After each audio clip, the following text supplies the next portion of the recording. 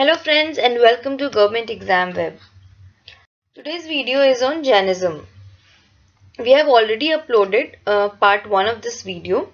This is the second part. Today I'll talk about categories in Jaina philosophy.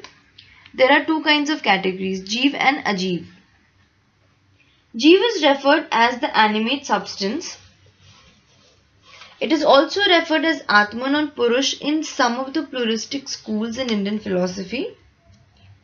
The Jivas of Jainism are regarded as qualitatively alike and quantitatively different. The whole universe needs Jivas. There are two kinds of the Jiv, liberated or Mukt and bound or Badh. The bound Jivas are further divided into mobile and immobile. The immobile Jivas lived in the atoms of earth, water, fire, air, whereas the mobile souls are further classified as those who have 2 senses, 3 senses, 4 senses and 5 senses respectively. Consciousness is referred as the essence of the soul. It has been said that every soul, whether it be lowest and the highest, it possesses consciousness. So the obstacles of karma decides the degree of consciousness. The lowest souls have lifeless and unconscious feature, but still they have life and consciousness. Purest consciousness is found only in the emancipated souls. All souls are referred as alike. The souls possesses infinite faith, infinite knowledge and infinite bliss. A Jeev is regarded as a real knower, a real agent and a real experiment. It is regarded as the light. It also takes the form of the body which it illuminates. A Jeev is referred as an inanimate substance. It is also known as the non-spirit. It includes matter, space, motion, rest and time. These are all without life and consciousness. Time is regarded as infinite and is also not perceived. It can be only inferred. It signifies continuity, modification, activity, now anew and then or old. It is also regarded as one and indivisible. Some Jainas also distinguishes between real and empirical time. The former is able to make the duration and continuity possible, whereas the latter is divided into moments, hours, days, months and years. So the real time is known as Paramarthik and the empirical time is known as Vyavaharik. Vyavaharik is the time that we experience. We experience in forms of days and hours. Space is also regarded as infinite, eternal and imperceptible. It can be only inferred. It works as the condition of extension. Extension is afforded by space only. Space is regarded as the locus of extension. There are two kinds of space, namely filled space and empty space. In filled space, motion is possible, whereas in empty space, motion is not possible. The filled space contains life and movement. The empty space goes beyond the former. The abode of the liberated souls comes under the domain of the filled space. Bondage and liberation. Karma unites the soul to the body. Ignorance of truth and 4 passions like anger, greed, pride and delusion attract the flow of karmic matter towards the soul. These 4 passions are also called the kasyas, where karmic particles get stick. Many states are found. Asrav means the state in which karmic particles begins to flow towards the soul and also binds the soul. Bondage is referred as the union of the soul with matter. Bondage is of 2 types, Bhavabandh and Dravyabandh. Bhavabandh is referred as the ideal bondage state in which the soul takes the place when it has bad disposition. Whereas Dravyabandh is referred as the material bondage state in which actual influx of karma into soul takes place. The karmic matter unites with the soul in bondage state. Liberation is referred as the separation of matter from the soul. Ashrav is regarded as the cause of bondage, whereas Samvar is regarded as the cause. Jewels of Jainism. It has been said that ignorance is the real cause of bondage. Here Jainism agrees with Sankhya, Buddhism and Vedanta.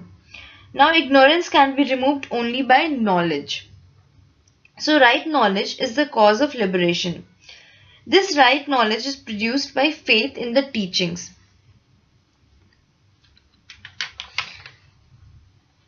So right faith is the first jewel of Jainism, right knowledge is the second jewel, and the third is right conduct. Right faith is known as Samyak Darshan, knowledge is understood as Gyan, and conduct is understood as Charitra. These three are the jewels or the tri-ratna of Jainism. They are inseparably bound up and perfection of one goes with the perfection of the other two. 5 vows of Jainism. First is Ahimsa. Ahimsa or non-injury in thought, word and deed, including negative abstination from inflicting positive injury to any being as well as positive help to any suffering creature. Second is Satya or truth in thought, word and deed. Third is Asteya or not to steal, that is not to take by thought, word or action anything to which one is not entitled. Fourth is Brahmacharya or abstination from self-indulgence by thought, speech or action. And fifth is Aparigraha or renunciation by thought, word and deed. In the case of monks, what happens that these are to be followed rigorously and strictly. However, in a case of laymen, they are modified and diluted. For example, Brahmacharya is restricted to chastity and Aparigraha is to contentment. It is to be understood that Jainism, like Buddhism, is a religion without God. The Jainas are sometimes called Nastics or heretics. However, what we need to understand here is that if Nastic means one who denies the spirit, the ethical conduct and the life, then in that case, the Charvak is the only system in Indian philosophy which can be called Nastic. For Jainism, like Buddhism, and in a sense even more than Buddhism, is intensely spiritual and ethical. So the Jainas therefore are not atheistic in this sense. Denial of God does not necessarily mean atheism in Indian philosophy. Otherwise, the Sankhya and the Mimamsa, which do not believe in the existence of God, would not have been called orthodox.